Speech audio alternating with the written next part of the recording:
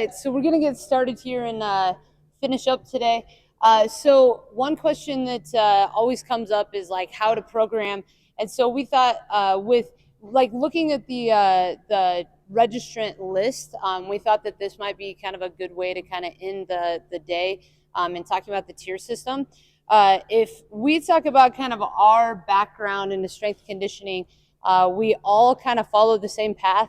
We all became friends because we all became athletic trainers. We all went to school together, and then randomly our lives all went down to the strength coach path as well.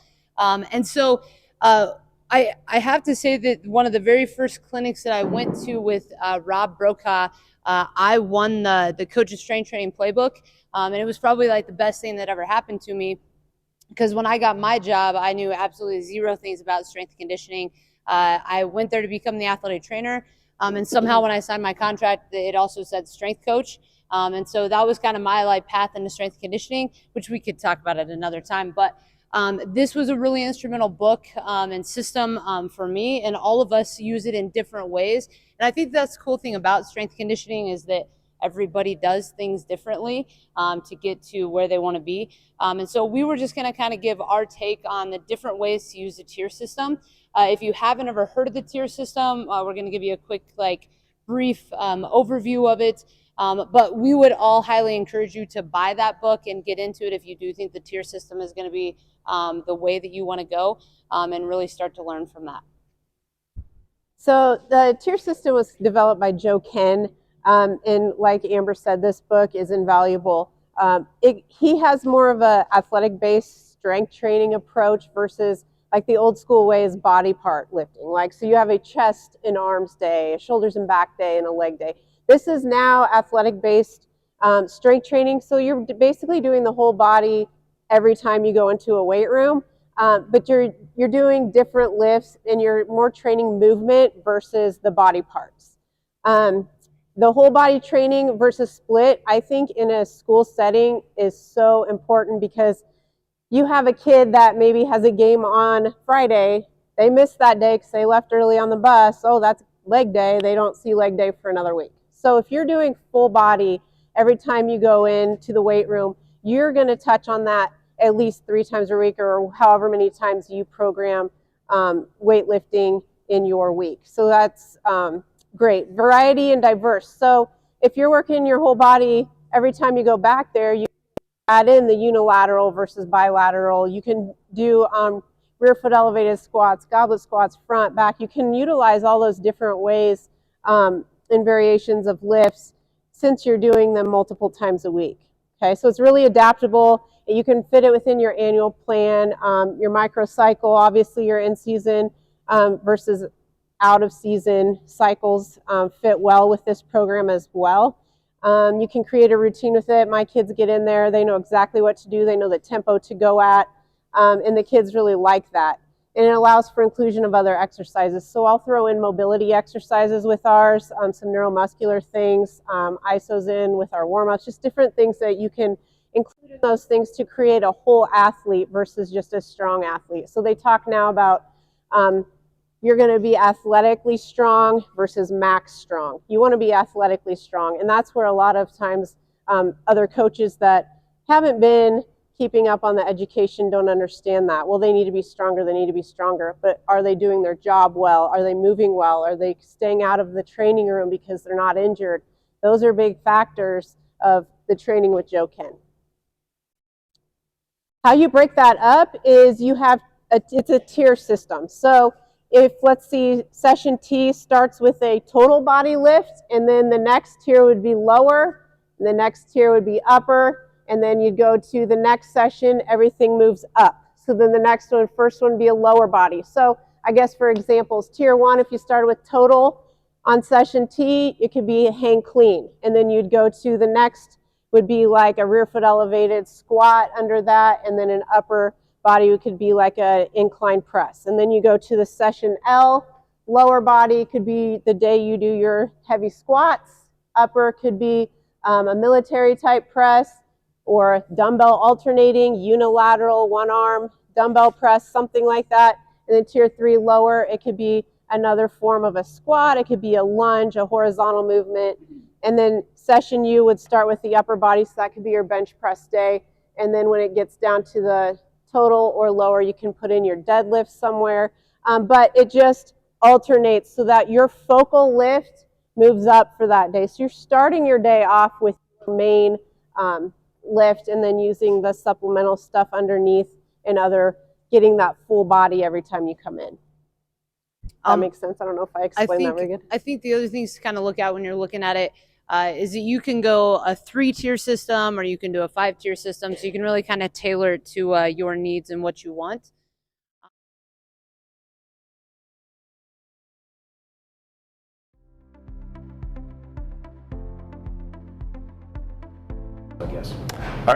Dr. Mike Martino, I'm program coordinator at George College in Milledgeville, Georgia.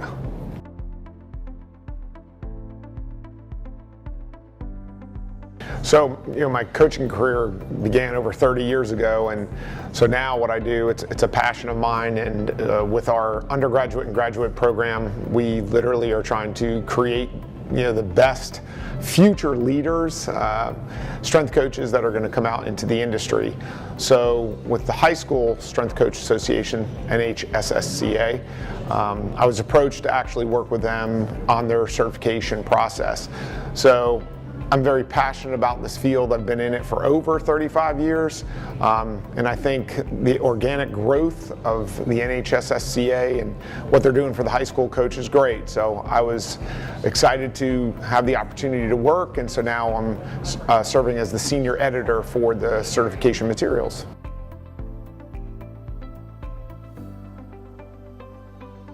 So the NHSSCA certification will really be directed at newer strength coaches that are just coming out and are involved. They may not even have an exercise science background. So the way the material is set up is to actually give them an entry-level knowledge base to actually get them set up to be successful, in the field of strength and conditioning.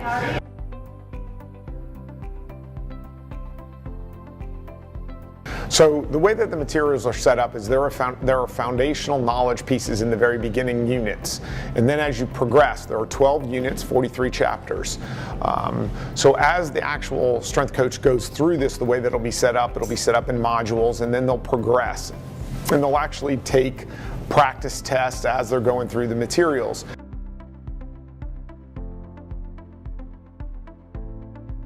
So the units were actually all written by professional high school strength coaches that have been in the industry for years. Some younger, some older, but the way that the material is going to be presented to the actual candidates will actually help them develop from a very applied perspective. So as they're going through the materials, they'll notice that the wording is going to be very similar to what a strength coach would use, very applicable. There are references throughout each chapter, but with the material, for the young coach, it'll be easily accessible and also very comprehensible for them.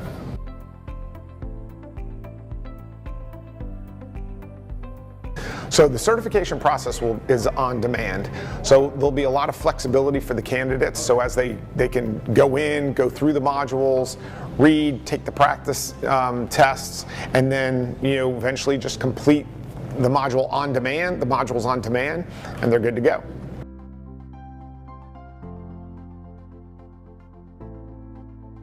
To be eligible for the certification, you'll need to be a professional member of the NHSSCA, an aspiring coach that may be looking to get into the high school setting, or a current high school strength coach.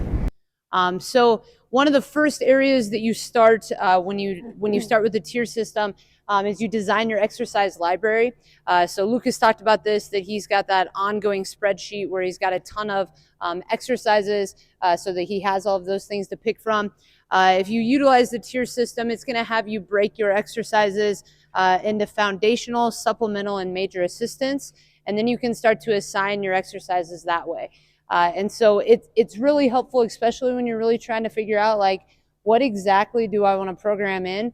And early as a strength coach, I know for me it was very, I don't know if the word is confusing, but I would try to be way too complicated with things. And so this allowed me to maybe become a little bit more simple, which honestly, when you look at a lot of strength training, it really is, you really should think about it a little bit more simple and a little bit less complex in the beginning. So if we look at this exercise library, we've got a list of total body lifts, lower body lifts, upper body lifts, and then you can assign those to what they are. Are they a foundational lift for you? Are they a supplemental lift for you? Are they a major assistance? Like back squat, bench press, hang clean might be the foundation of your program, but these other lifts underneath of it might be things you want to program in there at different times, which would be helpful. So fit your system. Really, honestly, like whatever it is that you want to do, you can find a place for it to fit in the tier system, but you can find a place for it to fit that makes sense, instead of like, man, I think I want to do back squat, deadlift on the same day. Maybe you can find a way for that to split up and go the way that it makes sense, athletically, the way it makes sense, and the human physiology of the body, those kind of things. So you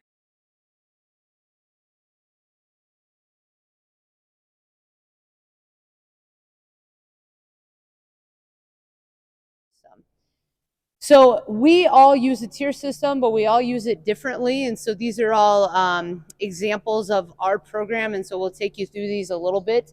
So we'll start out with Ogallala's program, but we'll kind of explain the reason why we're all so different, but all the same, I guess, at the same time. Yeah, as you guys know, like there's a million ways to train and to build a program.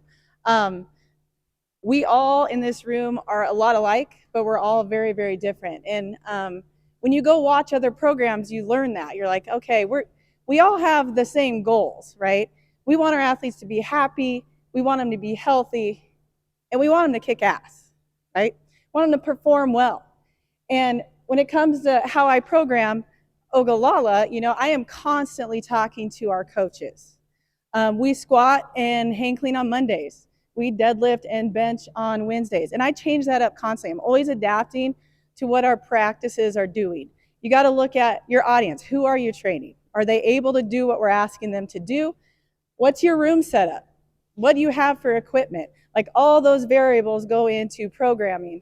And when we were in football season, I'm constantly talking to our football coach. I don't go to every practice. I don't know how they're performing. What is their moods? There's a lot of things that I change throughout our sports season due to the practices that they're having. We go into men's basketball. Like our men's basketball practices here are brutal. Like they run and run and run and run and run. We're very successful, but I have got to adapt in the weight room or their legs are just shot. They're going to get hurt. So with us, I'm constantly changing. Sometimes squat Monday, they're coming off a rough weekend where we've had basketball games Friday, Saturday, one recovery day Sunday. Monday, I got to change it up a little bit. And it's kind of, if you look up here, we're all doing the tier system, but it looks a lot different. Just the way we present it to our students and our athletes. I train everyone. I train athletes, general population. I have some adapted kids in there. I have autistic kids. I have a kid wheelchair bound that comes in. I have to be very adaptable with our programming, but what's helped the most is just talking to those coaches with our athletes. Because for one, they're never down my throat about anything that I'm doing, and they're always like, what can I do for recovery? What are you doing in the weight room? Here we're gonna have a horrible practice on Wednesday because we are run. And then just by talking to them, we're successful. We're healthy. The kids are happy. They're performing well. Do we win every single game? No.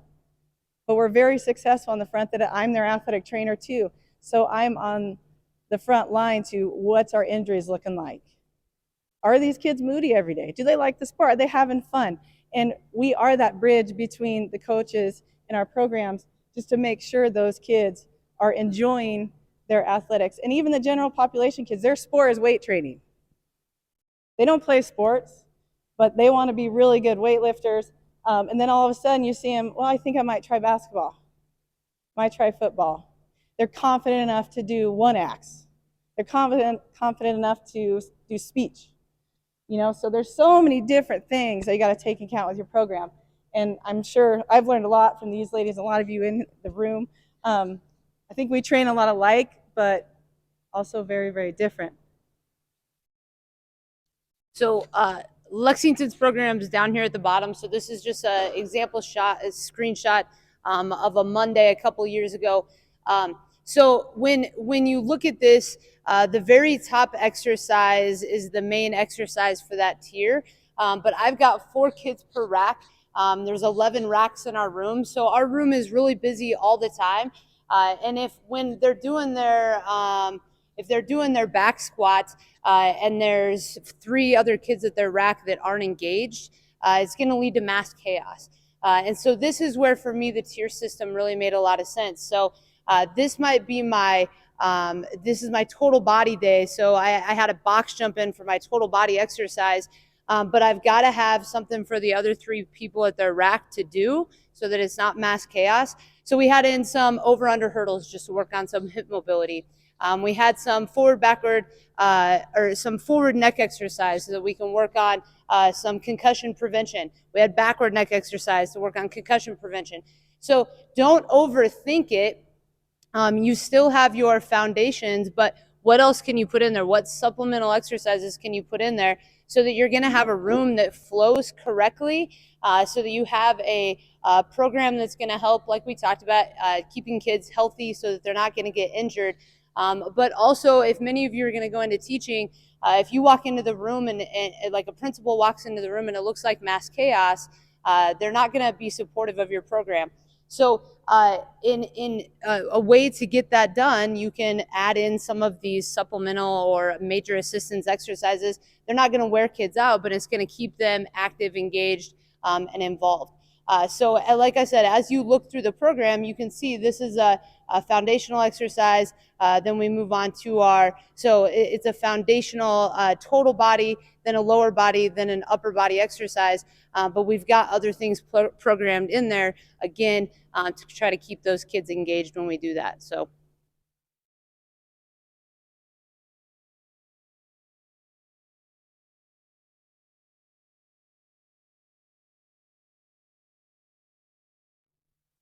Okay, so deciding how you put those things together, just going right off of where Amber left off. The one I have in the upper right corner is the Shelton one. In the first tier, it says lower body. So we started with our squats. Well, I just went to NatCon last summer and I listened to Kel Dietz, and he said something about training his son to go quad, heavy, hamstring, plyo, hamstring, back to quad. So you're just kind of alternating. So I started plugging that in this year. And I have seen a lot of good things come from that as far as coming back to that squat rack ready to go. So I went from squat, quad heavy to Nordic hamstring curls, which is obviously ham heavy, step ups, back to quad, and then back to the 10 high knee marches. Kind of goes back to the RPR where it resets your body to go back into the next round of lifts there.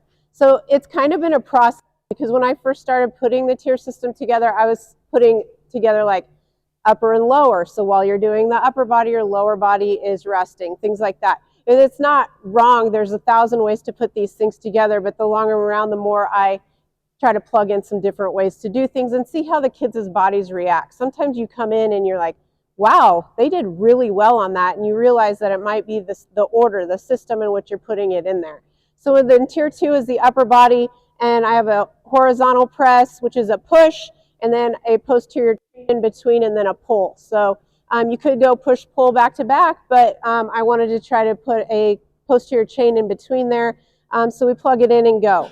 Tier 3, total body, we did a clean and press with box jumps for that power right afterwards, and then dumbbell split squats, okay? So then when we're done with the rounds for those, I like to throw in at the bottom just joint mobility. So we do clamshells. You can do it with a band, you don't have to. It's just opening up those hip joints.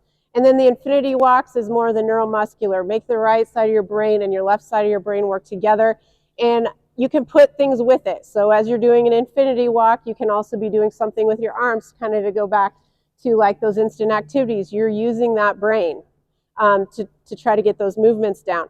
So that also helps prevent injuries as well, because once your brain has been in a position, this is coming from Bobby Stroop, not me, I'm not smart enough, but once your brain's been put in a certain position from practicing it, if it gets put in there in competition, your brain and body knows how to react. So your injury risk goes down quite a bit. So I try to throw those in at the bottom, at the end of our workouts, and then we foam roll it out for the myofascial.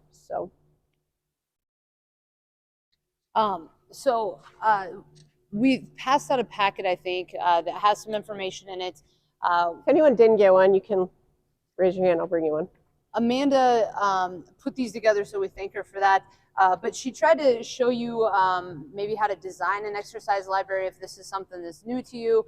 That's where you want to start, is designing an exercise library.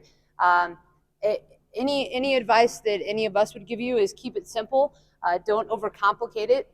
Once you have your exercise library designed, then decide how you want to use the tier system. I know that for us, when we're in football season and we have a lot of things that happen on the weekend, we'll squat on a Monday, and then sometimes throughout the year we'll move it to a different day depending on, like, if we're in track season or we're in soccer season, wherever it might be. So you can mix those days up. Like, my total body day doesn't always have to be on a Monday. I can shift it to a Wednesday and put my lower body day on a Monday. You can really kind of make it work for your system, but you really need to, like we said, decide what's going to be best for you. It's definitely not always the same for every school. And then there's the example of how to start to throw it into the workout. So if you've never seen a template, she provided some templates as well, so you could start to put some of that information in there. So if the tier system is new to you, hopefully this little packet will help give you a little bit of information. I'm sure that there's other coaches in here that use the system, and they could speak on it probably better than what we can. So if you have questions, definitely ask them. Does anybody have any